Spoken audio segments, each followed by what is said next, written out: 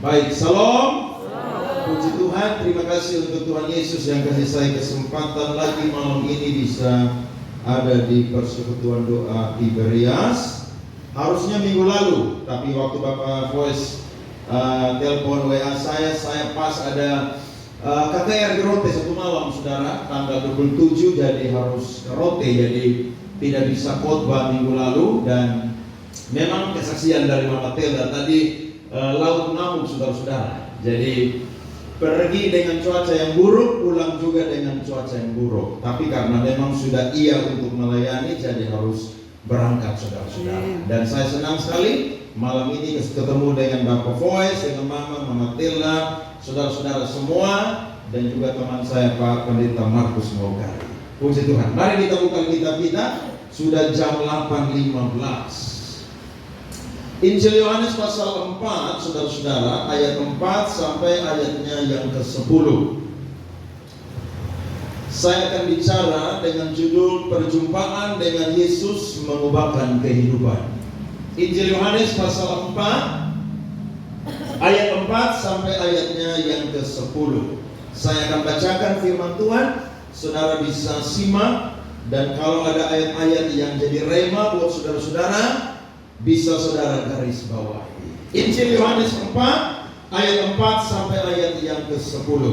Ia harus melintasi daerah Samaria, maka sampailah ia ke sebuah kota di Samaria yang bernama Sikar, dekat tanah yang diberikan Yakub dahulu kepada anaknya Yusuf. Di situ terdapat sumur Yakub. Yesus sangat letih oleh perjalanan. Karena itu, ia duduk di pinggir sumur itu. Hari kira-kira pukul 12. Maka datanglah seorang perempuan Samaria hendak menimba air. Kata Yesus kepadanya, "Berilah aku minum, sebab murid-muridnya telah pergi ke kota membeli makanan." Maka kata perempuan Samaria itu kepadanya, "Masakan engkau seorang Yahudi minta minum kepadaku seorang Samaria? Sebab orang Yahudi tidak bergaul dengan orang Samaria." Ayat 10 bisa baca sama-sama, 2, 3. Jawab Yesus kepadanya, "Jikalau engkau tahu tentang karunia Allah, dan siapakah dia yang berkata kepadamu, berilah aku minum, niscaya engkau telah meminta kepadanya, dan ia telah memberikan kepadamu air hidup." Beri tepuk tangan dong untuk pembacaan firman Tuhan ini. Yesus bersama dengan murid melakukan pelayanan di Yudea, dan ada banyak orang yang dibaptis, saudara, menjadi murid-murid Yesus. Tetapi ayat di atas mengatakan bukan Yesus yang membaptis, melainkan murid-muridnya. Nah, lewat ini, saudara-saudara, maka Yesus itu bersama dengan para murid, mereka itu, saudara-saudara, meninggalkan daerah Yudea, dan mereka ingin kembali ke tempat di mana mereka melayani, saudara-saudara, yang menjadi base camp mereka, yakni daerah Galilea. Dan saudara-saudara, Alkitab mencatat bahwa Yesus bersama dengan para murid harus melewati daerah Samaria. Ini sesuatu yang penting sekali, saudara-saudara. Kenapa? Karena ada dua alasan. Alasan yang pertama, melewati daerah Samaria itu memotong atau memangkas jarak tempuh perjalanan. Karena daerah Samaria, dia itu ada di antara daerah Yudea, bahkan juga daerah Galilea. Sehingga ketika Yesus dan murid-murid ini melewati daerah Samaria, maka itu akan memotong atau memangkas jarak tempuh perjalanan. Padahal, saudara-saudara, ini sesuatu yang penuh dengan konsekuensi. Karena melewati daerah Samaria itu adalah sesuatu larangan untuk seorang Yahudi. Biasanya orang Yahudi itu kalau mau pergi dari Yudea ke Galilea, mereka itu, saudara-saudara, lewat jalan yang lain. Mereka lewat Betania, kemudian mereka lewat Yeriko, dan mereka itu, saudara, potong lewat utara melalui daerah Sungai Yordan, dan akhirnya mereka sampai di Galilea. Mereka jalan, saudara, itu jarak tempuhnya lama, saudara-saudara. Tapi alasan mereka itu mau melakukan itu, jawabannya adalah karena orang Yahudi tidak bergaul dengan orang Samaria. Apa penyebabnya? Penyebabnya adalah karena bagi orang Yahudi, orang Samaria adalah orang yang sudah terlibat dengan kawin campur. Waktu kerajaan utara itu dibuang, saudara-saudara, pada tahun 722 sebelum Masehi, maka orang-orang Samaria itu ada yang namanya perkawinan campur, sehingga mereka bukan lagi orang Yahudi asli, tapi mereka itu orang Yahudi pelesteran. Jadi ini membuat yang namanya orang Yahudi tidak mau bergaul dengan orang Samaria, dan orang Samaria pun juga tidak mau bergaul dengan orang Yahudi. Kemudian yang kedua adalah ketika mereka itu terpecah, maka raja mereka yang pertama bernama Yerobeam itu membuat penyembahan berhala. Satu ada di Betel, satu ada di Dan. Sehingga mereka ini tidak lagi menyembah Yahweh dengan benar, tapi ada yang namanya ilah-ilah lain di sekeliling mereka, sehingga penyembahan mereka itu tidak lagi murni kepada Allah. Tetapi saudara perhatikan, Yesus harus melewati daerah Samaria. Mereka benci, tapi Yesus mau berkata bahwa sebenci-bencinya kalian, karunia Allah itu bisa mempersatukan kalian lewat kehadiran saya. Jadi kalau ada saudara-saudara yang benci, marah orang, ya, dendam berlama-lama, saudara, bertahun-tahun, itu sesuatu yang merugikan saudara-saudara. Ada amin?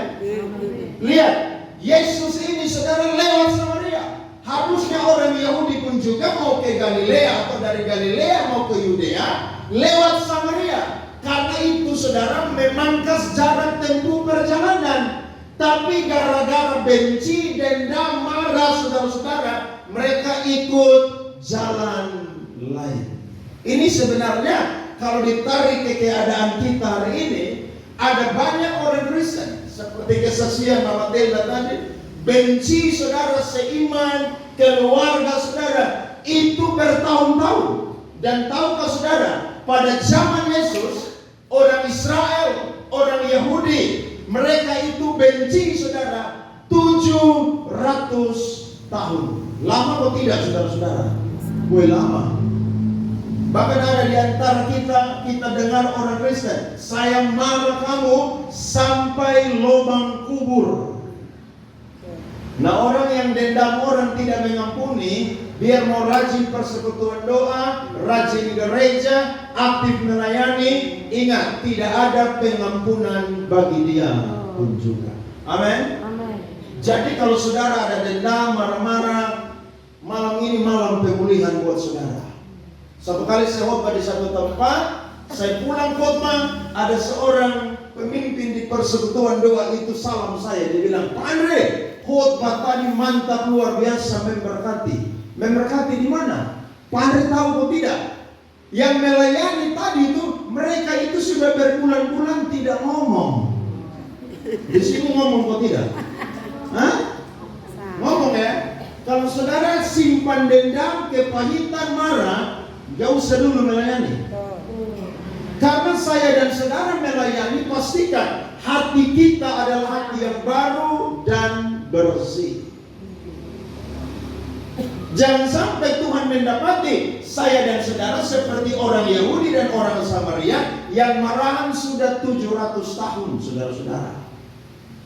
Alasan yang kedua, Yesus harus melintasi daerah Samaria adalah karena memang Yesus ingin ketemu dengan salah satu penduduk masyarakat yang ada di Samaria, yakni perempuan yang berdosa. Saudara-saudara, Yesus kalau jalan melayani atau kemanapun juga, itu tidak pernah kebetulan atau sengaja lewat tempat itu. Yesus bukan pribadi yang gak ada kerjaan jalan sembarangan, saudara. Tapi kemanapun Yesus pergi, di situ pasti ada maksud dan rencananya. Sehingga Yesus sampai pukul 12 siang. Dan jam itu adalah jam di mana kebiasaan dari perempuan berdosa ini, dia biasa keluar dan menimba air di sumur Yakub. Kenapa dia bisa keluar jam 12 siang? Karena jam 12 siang rata-rata masyarakat yang ada di daerah dia itu semua sedang sibuk bekerja. Sehingga dia adalah perempuan yang rusak moralnya. Dia adalah perempuan yang berdosa. Dia cari celah, dia cari waktu, dia cari kesempatan supaya ketika dia keluar, maka tidak ada orang yang berjumpa dengan dia, bahkan juga bisa mengungkit apa yang menjadi kelemahan, dosa, dan kejahatannya. Tetapi saudara-saudara, dia bisa luput dari manusia, tapi dia tidak akan pernah luput daripada pandangan dan rencananya Allah. Sehingga kita berkata, waktu dia ada di sumur Yakub, Yesus pun juga ada di tempat itu. Yesus bilang, berikan aku air. Dia berkata, engkau tidak punya timba masakan, engkau memiliki air. Dia tidak tahu bahwa Yesus ini adalah sumber air kehidupan. Akhirnya saudara-saudara, lewat perjumpaan ini terjadi yang namanya percakapan antara Yesus dengan perempuan ini dan perempuan ini dengan Yesus. Nanti pulang saudara baca dengan lengkap kisah ini. Saya yakin saudara pasti akan dapat terima yang luar biasa. Lewat percakapan mereka ada dua hal yang dibongkar oleh Tuhan Yesus Kristus. Yang pertama adalah Yesus menunjukkan bahwa perempuan ini adalah perempuan yang berdosa. Saudara-saudara, kalau kita perhatikan di pasal yang keempat, mari kita lihat sebentar saudara-saudara di ayatnya yang ke-16. Alkitab berkata, kata Yesus kepadanya, pergilah, panggillah suamimu dan datang ke sini. Kata perempuan itu, aku tidak mempunyai suami. Kata Yesus kepadanya, tepat katamu bahwa engkau tidak mempunyai suami, sebab engkau sudah mempunyai 5 suami, dan yang ada sekarang padamu bukanlah suamimu. Dalam hal ini engkau berkata benar. Saudara lihat, orang kalau jumpa dengan Yesus tidak ada yang tersembunyi. Ada amin saudara? Siapapun dia, ketika dia berjumpa dengan Yesus, pasti kehidupannya saudara akan ditelanjangi oleh Tuhan. Makanya saya dan saudara boleh lari dari yang namanya pengetahuan, jangkauan manusia, tetapi dari Tuhan itu tidak bisa. Tidak bisa.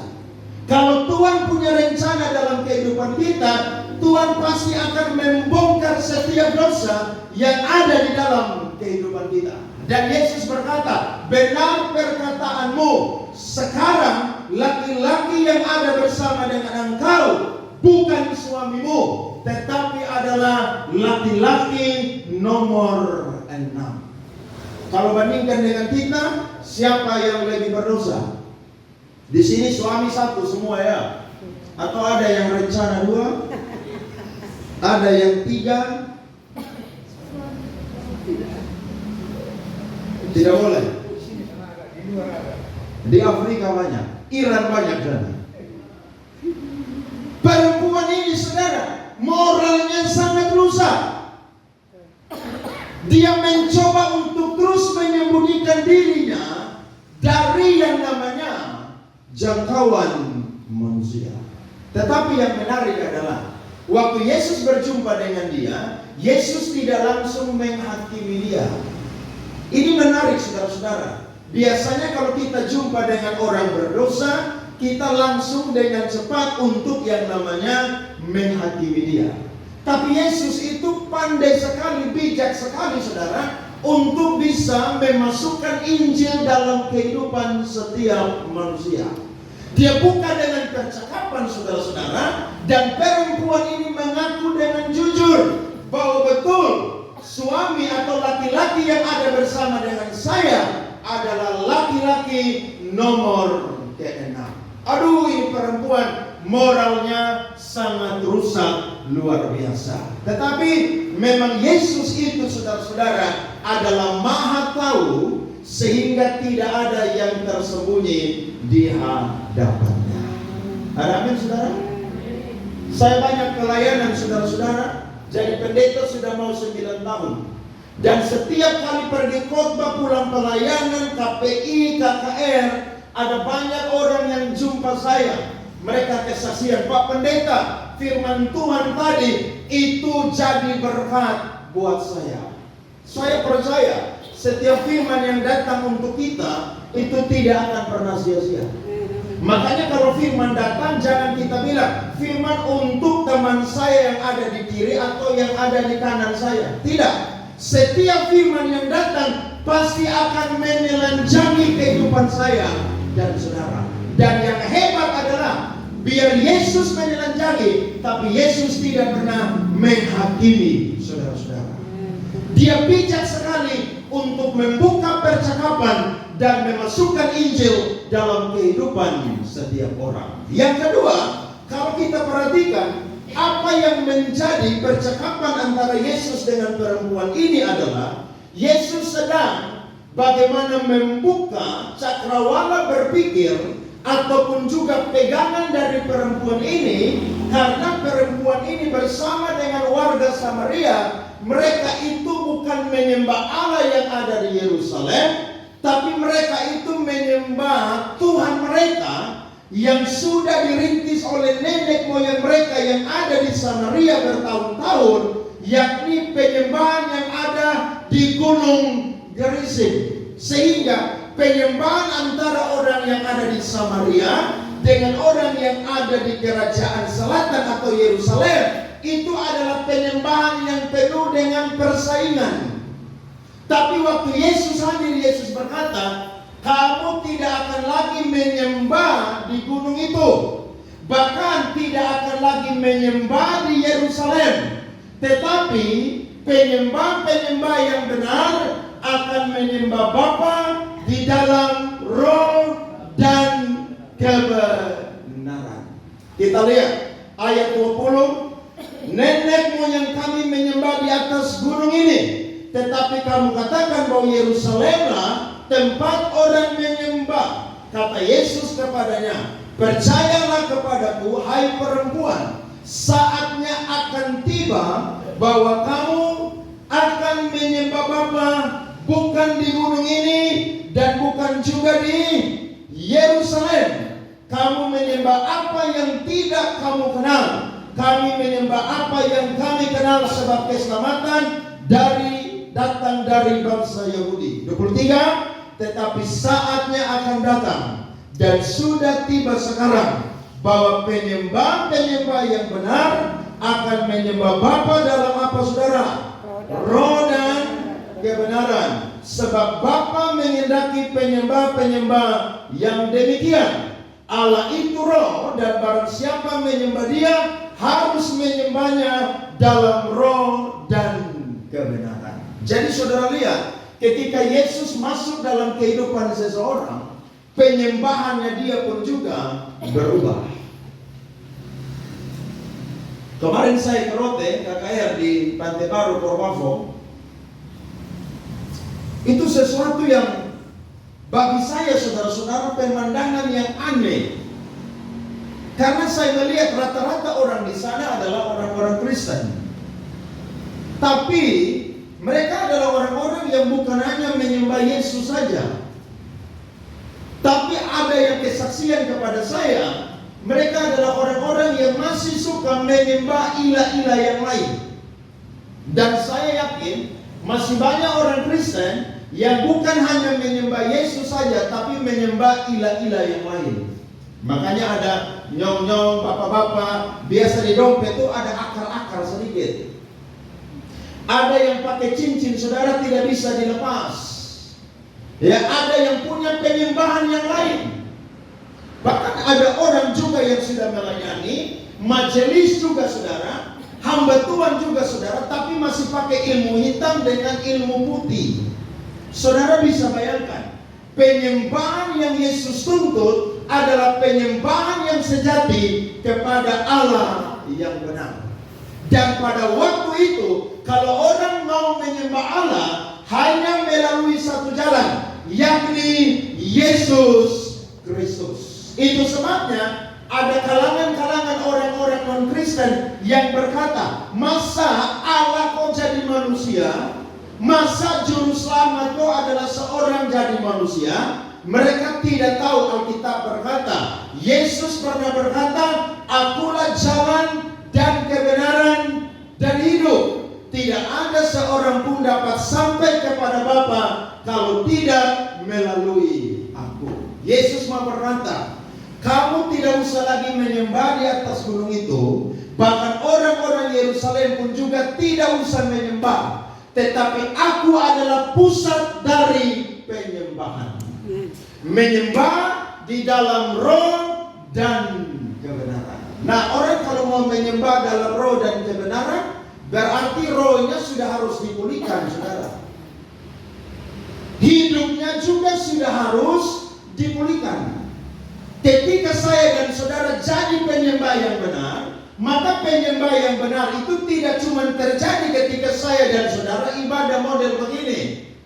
Tapi dimanapun saya dan saudara beribadah, penyembah-penyembah yang benar pasti akan menyembah Bapa dalam roh dan kebenaran. Amin.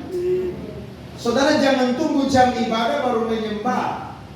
Saya dan saudara ada dimanapun juga, penyembahan harus terjadi. Karena Allah itu roh, sehingga tidak dibatasi oleh ruang dan waktu. Kita bisa menyembah Dia dimanapun juga, termasuk di lautan yang ganas pun juga. Saudara bisa menyembah Tuhan di situ. Saudara pikir badai itu sesuatu yang tidak baik? Badai itu baik. Kemarin ke Rote, saudara, kapal jalan terlambat, feri berangkat jam 12 siang. Itu angin keras.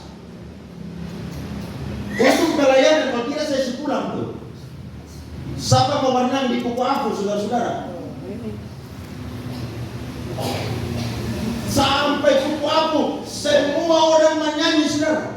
Saya dengar-dengar lagu di mana, saudara-saudara? Ternyata ada yang menyanyi di belakang, saudara. Kalau laut begitu semua menyanyi. Kalau laut teduh tidak ada nyanyian.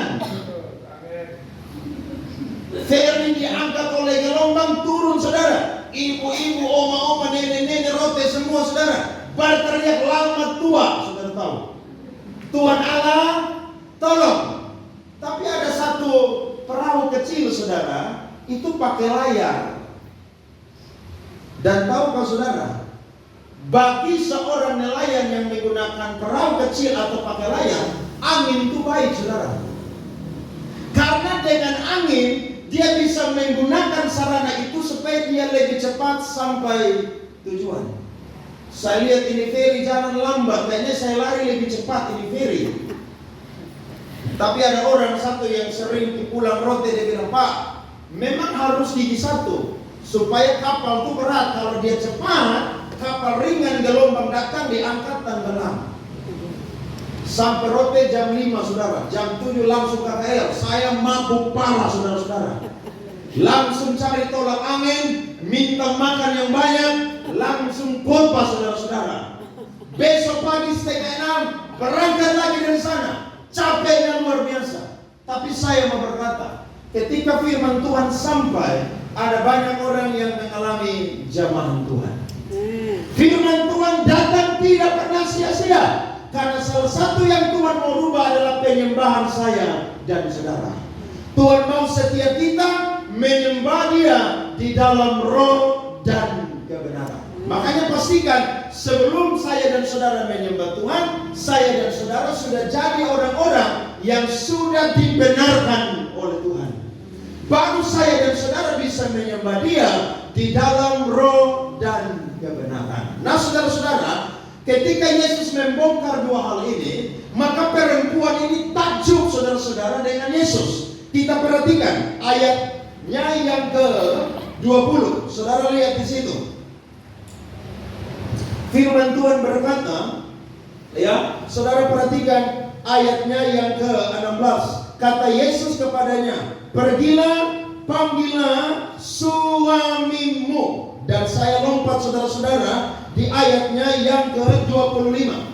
Jawab perempuan itu kepadanya, aku tahu bahwa Mesias akan datang yang disebut juga Kristus. Apabila ia datang, ia akan memberitakan segala sesuatu kepada kami. Ayat 26, kata Yesus kepadanya, akulah dia yang sedang berkata-kata dengan engkau.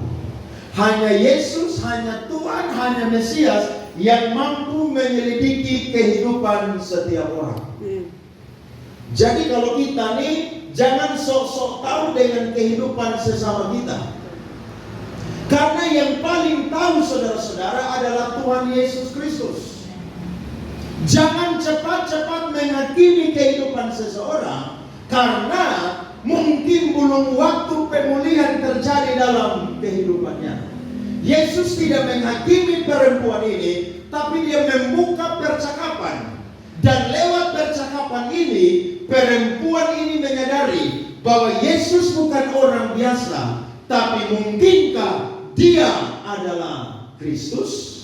Dia adalah Mesias? Akhirnya Yesus berkata, betul, aku adalah Kristus atau Mesias. Dan kita lihat ketika perempuan ini berjumpa dengan Yesus, maka ada perubahan yang terjadi. Yang pertama, berkat untuk kita semua. Lihat ayat 28 sampai 30. Maka perempuan itu meninggalkan tempayannya di situ, lalu pergi ke kota dan berkata kepada orang-orang di situ, mari lihat, di sana ada seorang yang mengatakan kepadaku segala sesuatu yang telah kuperbuat. Mungkinkah dia Kristus? Maka mereka pun pergi keluar kota, lalu datang kepada Yesus. Saudara perhatikan, ternyata ketika dia berjumpa dengan Yesus, kehidupannya berubah. Dosa dia dibongkar, penyembahan dia yang salah diperbaiki, dan berkatnya adalah dia percaya bahwa Yesus itu adalah Mesias, sehingga dia bersaksi saudara-saudara kepada orang-orang yang ada di situ. Lompat ayat 39, kita perhatikan.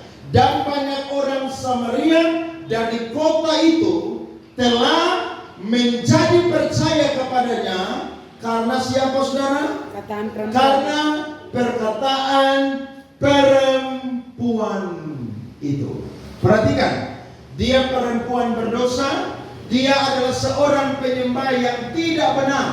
Tetapi ketika dia berjumpa dengan Yesus, saudara-saudara, dia dipakai oleh Tuhan menjadi seorang saksi yang menjadi berkat. Kalau saudara mau jadi saksi Tuhan, kadang-kadang kesaksian kita tidak menggunakan kehidupan orang lain, tapi menggunakan kehidupan saya dan saudara. Kalau kita belajar bagaimana kesaksian Rasul Paulus tidak pernah bersaksi tentang kehidupan orang lain. Dia selalu menyaksikan tentang kehidupannya. Bahkan dia berkata, Yesus Kristus datang untuk orang berdosa, dan dari semua yang berdosa, akulah yang paling berdosa. Saya percaya ketika orang berjumpa dengan Yesus, dia tidak akan tahan-tahan untuk menyaksikan bagaimana kehidupannya dirubah oleh Tuhan. Ada amin? Jadi saudara jangan tunggu sekolah Alkitab, sekolah teologi 4 tahun baru jadi saksi. Tidak perlu. Kita bisa jadi saksi karena Tuhan mengubahkan kehidupan kita. Ibu-ibu, saudara bisa jadi saksi untuk keluargamu, untuk tetanggamu, untuk orang-orang yang belum mengenal Tuhan. Makanya kalau saudara kumpul-kumpul, jangan suka lebih banyak gosip nama orang. Kalau kumpul-kumpul, lebih banyak ceritakan kehidupan saya dan saudara. Saudara bilang, dulu nih saya cerewet luar biasa. Satu hari minimal 20.000 kata. Lo survei membuktikan kalau anak kuliah, dia itu saudara hanya pergi kuliah satu hari dia cuma ngomong 3.000 kata. Kalau pendeta khotbah dengan waktu yang cukup satu hari hanya 7.000 kata. Tetapi ibu mertua saudara-saudara itu 20.000 kata. Makanya kadang-kadang ibu mertua tidak cocok dengan anak mantu. Karena anak mantu hanya 15.000 kata, ibu mertua 20.000 kata. Coba 20.000 kata itu pakai untuk kesaksian. Kira-kira orang jadi berkata atau tidak, saudara? Pasti memberkati. Makanya suka ngomong banyak di persekutuan doa di gereja, kasih dia tugas jadi seorang pendoa syafaat. Itu bagus, saudara. Karena orang yang doa syafaat itu, saudara, doanya lama. Saya pernah khotbah di Sukumana, saudara. Ada waktu mepet sekali karena jam 4 sampai jam 6, jam 6 sampai jam 8 saya harus khotbah 2 tempat. Orang doa 3 beban, saudara, sampai 25 menit. Lama minta ampun. Belum lagi 3 orang kesaksian. Belum yang nyanyi lagu ulang-ulang. Saya khotbah setengah 6. Jam 6 saya ambil, saya langsung berangkat jalan, saudara-saudara. Saya bilang tidak usah doa berkat lagi, suruh yang lain. Saya bilang kalau model begitu kasih tukang doa syafaat. Tapi jangan di model begini, KPI, IP, KKR kasih model begitu. Itu berjam-jam pun juga saudara dia tidak akan sampai. Jadi saudara yang cerewet, Tuhan bisa ubah saudara-saudara menjadi saksi Tuhan yang luar biasa.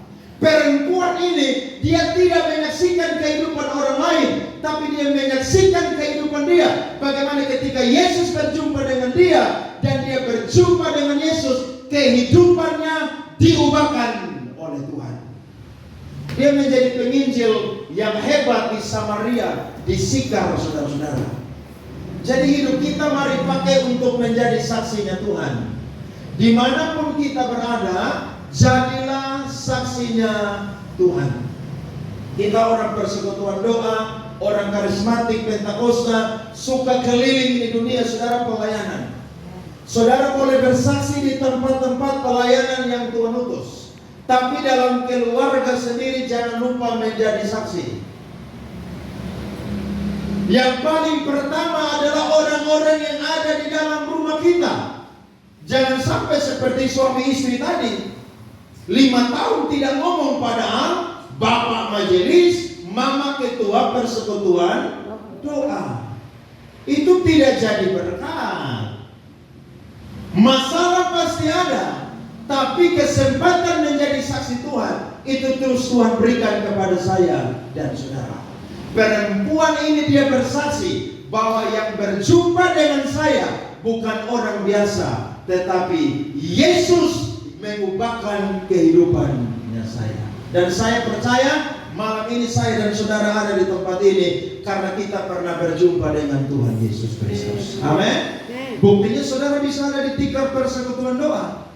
Saudara pikir gampang bahwa orang datang ikut persekutuan doa? Makanya paling banyak yang hadir kaum wanita di sini. Kaum pria di mana semua? Kadang-kadang saya khotbah di persekutuan doa tertentu 95% kaum wanita. Ini ciri-ciri nanti di surga lebih banyak kaum wanita daripada kaum pria. Karena yang rajin ibadah cuma kaum wanita. Coba saudara tanya ibu-ibu, capek atau tidak kerja di rumah? Capek sekali. Teman perempuan saya tidak mau nikah. Karena dia bilang apa? Jadi ibu rumah tangga lebih capek jadi pegawai di kantor, saudara. Betul, betul. Kerja dari jam 5 pagi sampai jam 11 malam. Amin, ibu-ibu muda. Oh, betul. Iya. Tapi saudara perhatikan, di mana-mana saja paling banyak itu saudara kaum wanita. Kaum pria alasan capek kerja di kantor, sibuk. Itu cuma alasan. Nanti kalau dokter vonis, Bapak stadium 4, Nah, itu langsung aktif saudara ibadah. Dia tanya, besok gereja jam berapa? Jam 7, jam 5 saya sudah ada di muka pintu gereja. Terlambat. Persekutuan doa jam berapa? Jam 7, jam 6 saya sudah datang. Saya yakin orang yang berjumpa dengan Tuhan, dia bergairah untuk bertemu dengan Tuhan. Dia bergairah saudara untuk berdiri melayani Tuhan. Perempuan ini saudara, masa lalunya kelam luar biasa. Seorang yang punya moral yang rusak, tapi Yesus punya rencana, tidak kebetulan, tidak sengaja, dan tidak buang-buang waktu Yesus mau datang ke Samaria. Karena Yesus punya rencana, ada satu orang yang harus dirubah supaya hidupnya dipakai oleh Tuhan menjadi kesaksian bagi banyak orang. Berikan tepuk tangan kepada Tuhan, saudara-saudara. Ada amin, saudara-saudara. Jadi setiap orang yang jumpa dengan Yesus hidupnya pasti berubah. Tidak ada yang sama, tidak ada. Yang malas jadi rajin. Ya. Saya percaya setiap kita diubahkan oleh Tuhan. Kita akan jadi orang-orang yang dipakai oleh Tuhan dengan luar biasa. Kita terus berdoa supaya di setiap gereja, denominasi apapun, Tuhan bangkitkan orang-orang yang bisa menginjil, orang-orang yang bisa berdoa, orang-orang yang bisa memuji, menyembah, sehingga kegerakan itu terjadi di mana-mana. Karena saya mau bilang, tepuk tangan, pujian, penyembahan, kebangunan rohani itu bukan hanya milik orang Pentakosta dan karismatik, milik semua denominasi Kristen, saudara. Tuhan bisa pakai saya dan saudara pergi ke tempat-tempat yang jauh, menjadi berkat di sana. Dan ingat, kesaksian yang paling efektif adalah menceritakan tentang masa lalu saya dan saudara. Jadi orang kalau cerita saudara Kunama, orang bilang begini, Pak Markus tuh jahat luar biasa, dia tuh munafik. Saudara bilang begini, kalau saudara Kunama diceritakan, saudara harus bilang begini, apa yang dia ceritakan itu tidak seberapa dengan kehidupan saya yang benar-benar nyata. Jadi kalau ada orang mungkin saya dan saudara punya masa lalu, saudara bilang begini, barang siapa yang ada di dalam Yesus, dia adalah ciptaan yang baru. Yang lama sudah berlalu, sesungguhnya yang apa? Baru sudah datang. Kalau saudara baca itu firman di ayat 16, Paulus bilang begini, dulu kami menilai Kristus menurut ukuran manusia, tetapi ketika kami berjumpa dengan Yesus, kami tidak lagi menilai menurut ukuran manusia. Jadi orang mau bilang kita nih orang jahat, kita bilang itu masa lalu saya. Sekarang Tuhan sudah rubah kehidupan saya menjadi baru di dalam Tuhan. Makanya saya dan saudara tidak boleh ungkit-ungkit orang punya masa lalu. Yesus saja saudara, ketika dia membuka orang ini, dia tidak pernah mengungkit masa lalunya. Dia masuk lewat percakapan. Tujuannya supaya perempuan ini disadarkan dari dosanya. Jadi kalau saudara mau belajar penginjilan, belajar dari perempuan ini. Dia punya penginjilan efektif. Ketika dia jumpa dengan Yesus, dia kesaksian. Orang itu tahu seluruh kehidupan saya. Ada seorang yang bernama Loren Cunningham. Saudara pernah dengar nama dia atau tidak? Tapi ini orang hebat. Dia adalah bapak misi modern. Dia pendiri dari sekolah Youth with a Mission yang ada di 80 negara. Sabtunya di Indonesia, ada di Bali.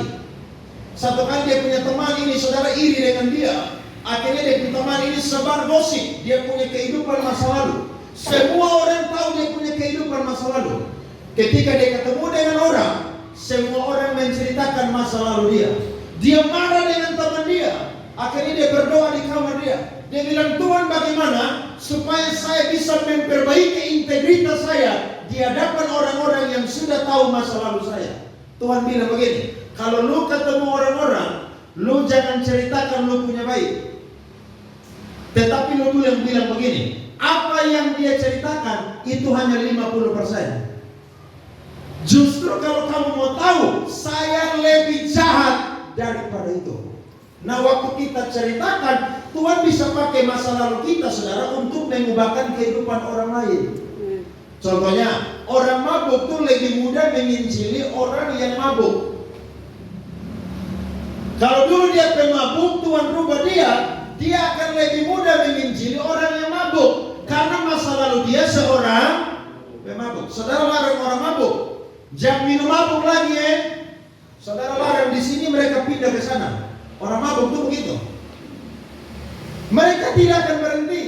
Tapi saya percaya Tuhan bisa pakai orang-orang yang punya masa lalu untuk bisa menyelamatkan orang-orang tersebut. Saya pun teman kuliah, saudara, mantan narkoba parah. Dia tidak jadi gembala, tidak jadi penginjil, tidak jadi pengkhotbah. Apa pelayanannya? Jaga pantai rehabilitasi. Dia mantan narkoba, dan semua orang yang masuk pantai rehabilitasi itu dipulihkan oleh Tuhan lewat kehidupannya. Jadi kita ini, saudara, bisa dipakai Tuhan dengan banyak cara. Khotbah ini, saudara, karunia. Pelayanan di mimbar ini, saudara, adalah kepercayaan Tuhan. Dan itu tidak semua orang dapatkan. Makanya jangan ada yang gila-gila mau jadi pengkhotbah. Amin. Orang sekarang tidak belajar Alkitab benar, tidak belajar teologi, mau naik-naik mimbar, ngajar sesat-sesat. Harus belajar. Kalau saudara tidak bisa khotbah, karunia lain Tuhan kasih, pakai itu. Mungkin saudara punya karunia mendoakan orang. Pendeta doa tidak sembuh, saudara doa sembuh. Berarti saudara pun karunia itu. Iya kan? Pendeta doa orang mati, saudara doa orang sembuh hidup. Saya 5 tahun pertama jadi pendeta, itu doa kasih orang sakit, rata-rata mati semua, saudara. Serius, sampai-sampai orang undang saya untuk pergi doa orang yang sudah kritis, saya tidak mau pergi. Karena saya tahu kalau saya suamin balik belakang pasti dia bilang, Pak Andre, sugeng Pak Andre. Wih, kok saya ini dapat karunia mencabut nyawa mungkin, saudara-saudara. Tapi ternyata saya melayani sekarang, saya belajar firman. Nafas hidup itu adalah hak atau miliknya Tuhan. Kita pun tugas cuma apa? Doa. Mungkin orang itu keluarga sudah capek urus, jadi memang harus doa supaya dia berangkat cepat.